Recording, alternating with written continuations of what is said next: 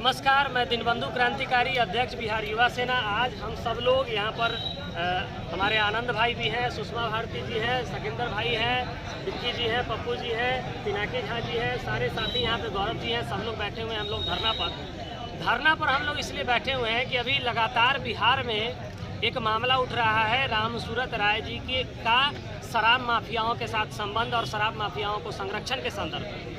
इस मामले को मैंने दिसंबर 2020 में ही उठाया था, जो मामला अब जाकर के तूल पकड़ा है। और रामसूरत जी यह कहते हैं कि उनका शराब माफियाओं के साथ कोई संबंध नहीं है। मैं दावे के साथ कहता हूं कि पूरे औराई विधानसभा के दोनों प्रखंड और यहां तक कि पूरे मुजफ्फरपुर का अगर कोई सबसे बड़ा शराब कारोबारी आज के डेट में है तो रामसूरत राय जी हैं। और अपने संरक्षण में हर क्षेत्र में 1-2 एजेंट रखे हुए हैं। इसी संदर्भ में मैं आप लोगों को बताना चाहता हूं कि एक मामला कटरा प्रखंड के कटाई पंचायत का है, जहां की मुखिया कृष्णा देवी हैं और उनके पत्नी हेमंत सहनी है और उनका बेटा मुन्ना सहनी है। अब मैं बताता हूं कि इनसे इनका क्या संबंध है। ये लोग, ये फोटो आप देख सकते हैं, ये भाजपा का बैनर है और ONGC के माध्यम से 42 शौचालय उस पंचायत में बनाया गया। मात्र 2 शौचालय का उद्घाटन किया गया, जिसमें 42,000 रुपया दिया जाता है एक शौचालय बनाने के लिए, और बाकी सारे शौचालय का सूची लगातार हमारे साथी RTI के माध्यम से मांग रहे हैं, लेकिन आज तक नहीं दिया गया। वो सारा एक तरह से समझिए कि फर्जी तरीके से कागज पे बना करके पैसे का निकाही करके माननीय अभी जो वर्तमान मंत्री है रामसूरत राय और स्थानीय सांसद जो है सारे पैसे का गबन कर गए। अब देखिए कि इन पे मामला क्या है। मामला है कटरा थाना केस नंबर 101/17, जिसमें हेमंत सहनी, कृष्णा देवी, ये लोग मतलब उसमें नामजद हैं। और उसमें इनका एक स्कूटी भी पकड़ाया गया था जो बिना नंबर प्लेट का था, नया था।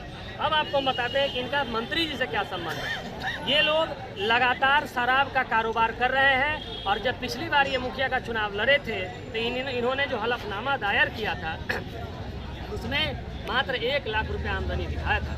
आज दर्जनों एकड़ के मालिक हैं और साथ ही साथ लगभग 50 लाख से ज़्यादा का घर बना चुके हैं। और 2017 का केस है, आज तक इनकी गिरफ्तारी नहीं हुई है क्योंकि रामसूरत जी का इनको संरक्षण प्राप्त है। और रामसूरत जी जैसे ही मंत्री बने वैसे ही इनका स्कूटी, जिसका नंबर ये है, ये गाड़ी थाने से बिना बेल का छुड़ा लिया गया। अब सोचिए ये लोग, और यही नहीं, एक उल्लेख है जो कि माननीय विशेष न्यायाधीश महोदय उत्पाद एवं मद्य निषेध मुजफ्फरपुर का ये है कि मैं रतन कुमार यादव, ये जो रिपोर्ट है FIR का, इसमें साफ साफ लिखा हुआ है, उल्लेख करना है कि हेमंत सहनी का बेटा मुन्ना सहनी रंगों हाथ शराब के साथ नानपुर थाना में पकड़ाया था। नानपुर सीतामढ़ी थाना जेल से जेल गया था, जो कि नानपुर थाना कांड संख्या 248/17, यानी कि इनका पूरा परिवार शराब के धंधे में संलिप्त है। अब बताते हैं इस हेमंत सहनी मुखिया कृष्णा देवी के द्वारा पूरे कटरा प्रखंड में किया गया। माननीय मंत्री जी का सप्ताह में 1 बार यहाँ जाना आना होता है।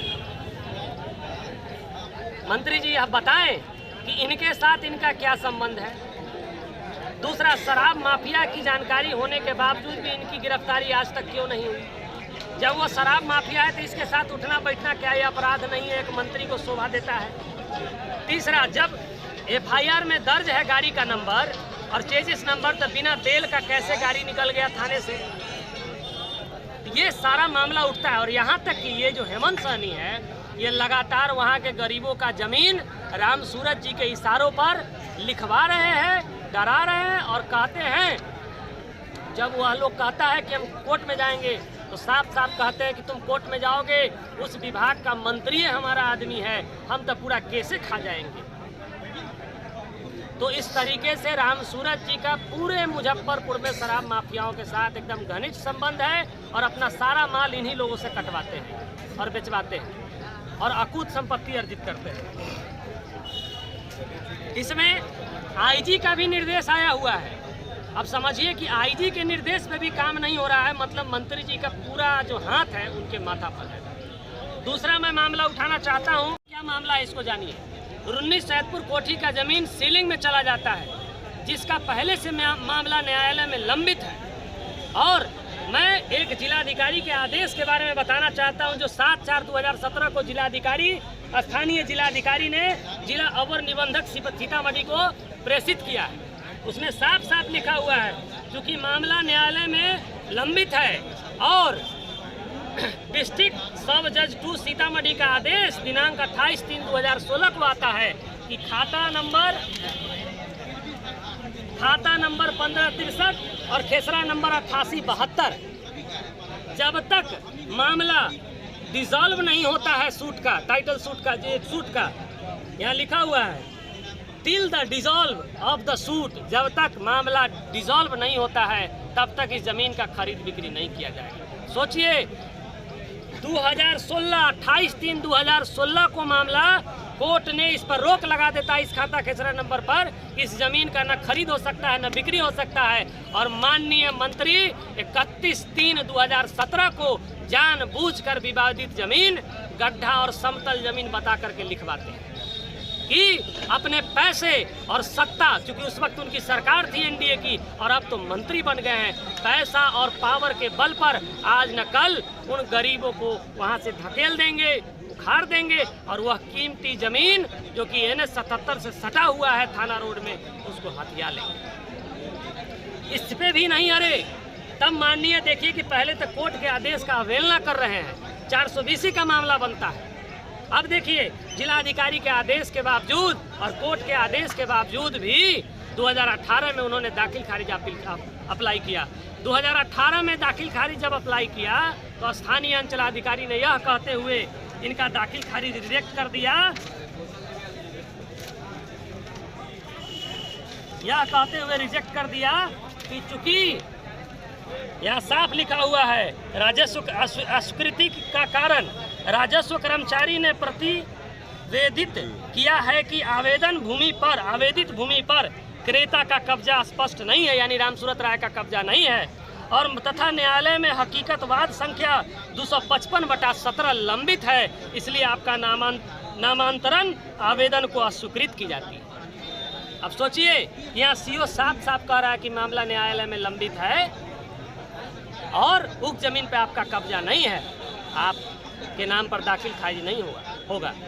महोदय इससे भी नहीं रुकते हैं, लगातार मारने का धमकी, गोली मार देने का धमकी, वो भी खुद जा करके, और यहाँ तक कि इससे भी नहीं रुकते हैं तो महोदय क्या करते हैं, वहाँ के जा करके एक व्यक्ति के ऊपर, पप्पू ठाकुर जो कि वहाँ के निवासी हैं, वहाँ रह रहे हैं, और अन्य व्यक्ति के ऊपर FIR दर्ज कर देते हैं, जबकि धारा 144 वही लगा सकता है जमीन पर जिसके या तो जमीन का कब्जा हो या फिर जमीन का स्वामित्व उसके पास हो। लेकिन जमीन का स्वामित्व नहीं होने के बाद भी, कब्जा नहीं होने के बाद भी ये धारा 144 में केस करते हैं, और इसमें बजाबते थाना प्रभारी यह लिख के भेज देता है कि हमने जब तहकीकात किया तो उक्त जमीन पर पता चला कि ये लोग नाई का काम करते हैं और सैदपुर कोठी में काम करते थे, इसलिए इन लोगों को बसने का जमीन दिया गया था और सैकड़ों वर्षों से यहाँ पे रह रहे हैं। अब मैं माननीय मंत्री जी से पूछना चाहता हूँ कि माननीय मंत्री जी, जब आप जानते थे कि यह जमीन समतल नहीं है तो आपने क्यों खरीदा? क्या इस तरीके का मामला पूरे मुजफ्फरपुर सीतामढ़ी में और भी है, जहाँ पर आप जो गैर मजरूआ जमीन या गरीबों का जमीन जबरदस्ती आप हड़पना चाहते हैं? दूसरा, अब तो आप मंत्री बन गए हैं, इस बात की कितनी गारंटी है कि अदालत यानी कि न्यायालय के आदेश का भी पालन किया जाएगा या नहीं? एक बार तो आपने पालन नहीं किया है और अदालत न्यायालय के आदेश के खिलाफ जाकर के आपने रजिस्ट्री कराने का काम किया है। अब बिहार की जनता आपसे पूछना चाहती है कि क्या आप अपने मंत्री पद और रसूख का फायदा उठा करके उनका जमीन कब्जाना नहीं चाहते हैं? मंत्री जी से यह जवाब चाहेंगे। तीसरा मामला ये है कि माननीय मंत्री जी शराब कांड में तो संलिप्त है, गरीबों का जमीन हड़पने में तो संलिप्त है। अब दिखाते हैं मुजफ्फरपुर में कितना बड़ा जालसाज हुआ है, कितना बड़ा जालसाज हुआ है। जिला परिषद का कलमबाग चौक पर जो बिट्सम स्कूल है, जो MLC दिनेश सिंह जी के पुत्र के नाम पर एग्रीमेंट किया हुआ है, उसमें कितना बड़ा जालसाज हुआ है ये समझिए। ये DDC के बैठक का आवेदन है। DDC का बैठक 7/2/2011 को किया जाता है। उस वक्त राम सूरत जी एमएलए होते हैं और इनके उपस्थिति में 7/2/2011 को बैठक होता है डीडीसी के अध्यक्षता में। अब सोचिए, बैठक 7/2/2011 को हो रहा है और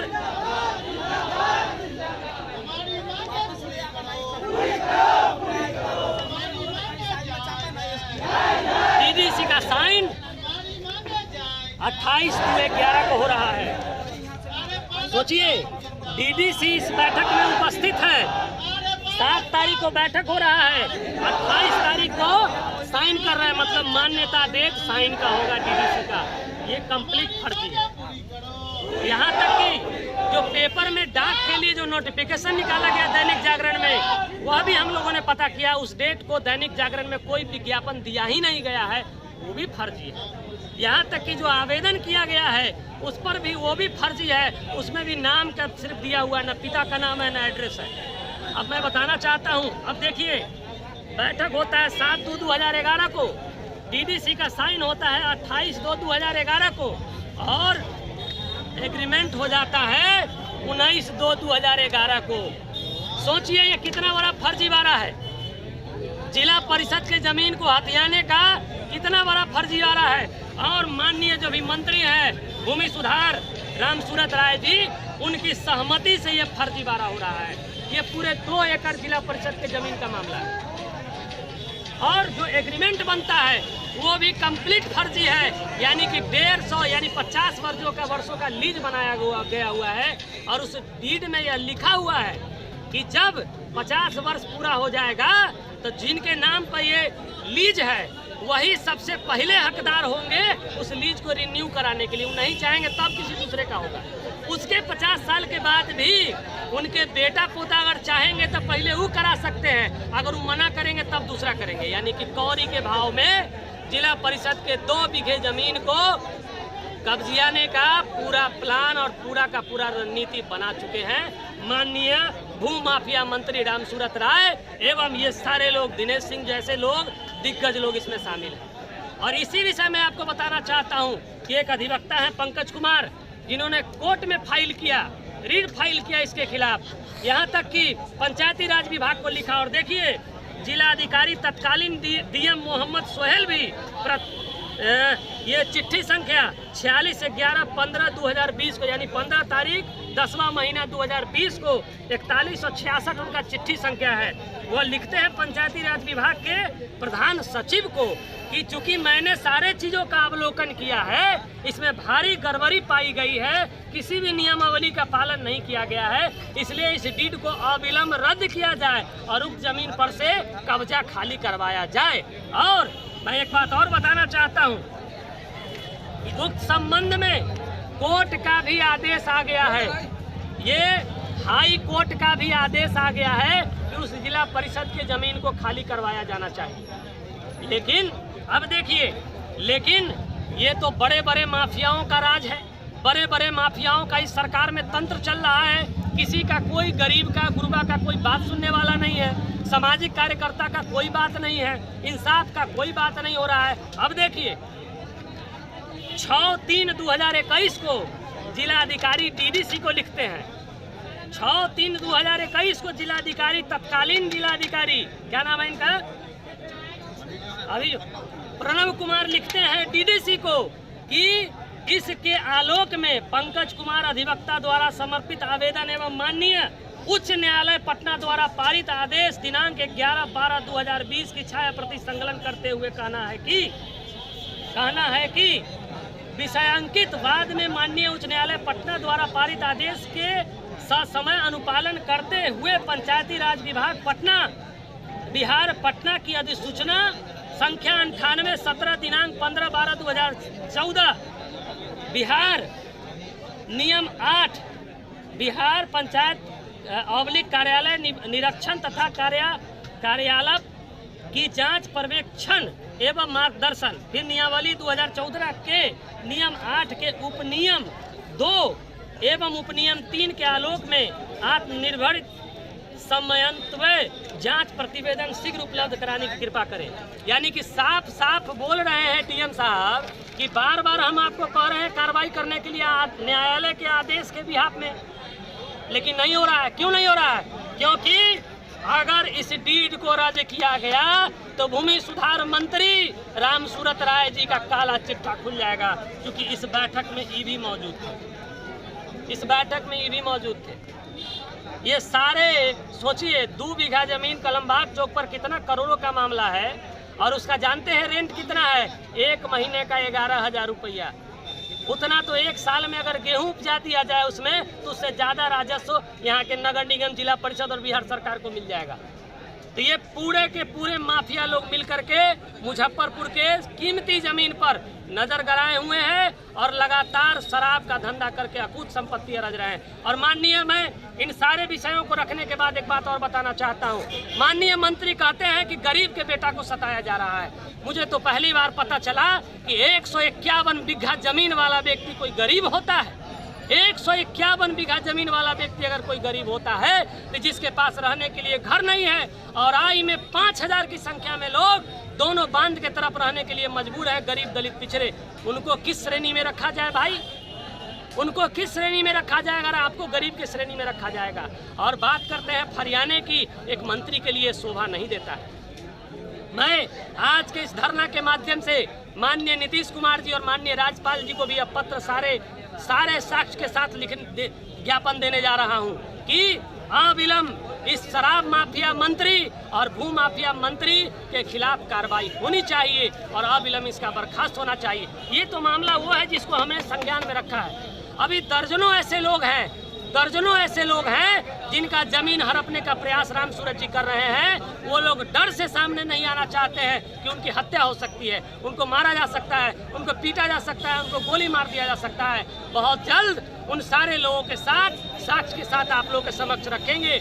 और एक बात और, आज हम लोगों ने जिन बातों का उद्भेदन किया है उससे निश्चित रूप से हमको और हमारे साथियों के जान के ऊपर भी खतरा है। तो मैं माननीय जिलाधिकारी, एसएसपी, मुख्यमंत्री से भी आग्रह करता हूं कि इनकी भी सुरक्षा की गारंटी लिया जाए। और खास करके जो हेमंत सहनी के द्वारा जिन गरीबों का जमीन हड़पा जा रहा है उनको तो सुरक्षा मिलना ही चाहिए। रुन्नी सैदपुर के गरीबों को जमीन में सुरक्षा मिलना ही चाहिए। और मुख्यमंत्री जी को कहना चाहेंगे कि जिस कर्पूरी का अपने आप को चेला मानते हैं, जिस लोहिया का अपने आप को चेला मानते हैं, आज उन कर्पूरी ठाकुर के वारिसों को जमीन से बेदखल करने का प्रयास किया जा रहा है। अगर नहीं रोका गया, यह मंत्री, सोचिए ये मंत्री ग्राहक के हैं, ये पोछा के रहने वाले, इनको रुन्नी सैदपुर में जमीन खरीदने की क्या मतलब है?